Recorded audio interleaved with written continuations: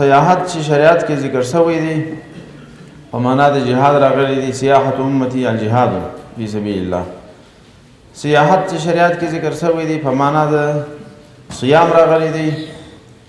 التائبون الحامدون العابدون السائحون.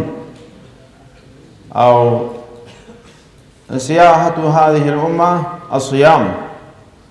او سیاحت چې دی په معنا سره د سیر للاعتبار راغلی دی. سيروا في الأرض فاعتبروا فانظروا كيف كان عاقبة المجرمين يا عاقبة المكذبين چې مخکې علماو یادوري ول. په دغه معنا باندې سیاحت راغلی.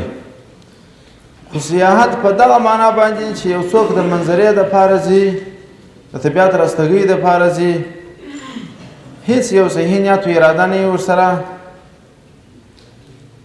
هم د وخت ضایع کېدلي، هم د پیسو ضایع کېدلي، هم د امکاناتو ضایع کېدلي، او د دې نه بالاتر دا هم پکې موجود دي چې قسم قسم محرمات و منکرات پکې وجود لري.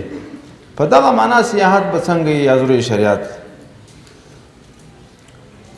په دې مجلس کې دا یوه شي نه یعنې زه متاثر خوشحاله شوم چې نننۍ دنیا چې کوم سیاحتونه لري دا په د آخري معنا باندې دي.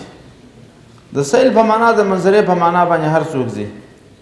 دا چې د الله تعالی په مخلوق کې فکر وکړي، خپل ایمان قوي کړي، یا ښه د هدایت لارې ځان ته حاصلې کړي، یا د پخوانیو د اثارو نه ښه استفاده وکړي، په دغه معنا باندې سیاحتونه نن ورځ دنیا کې کم دي.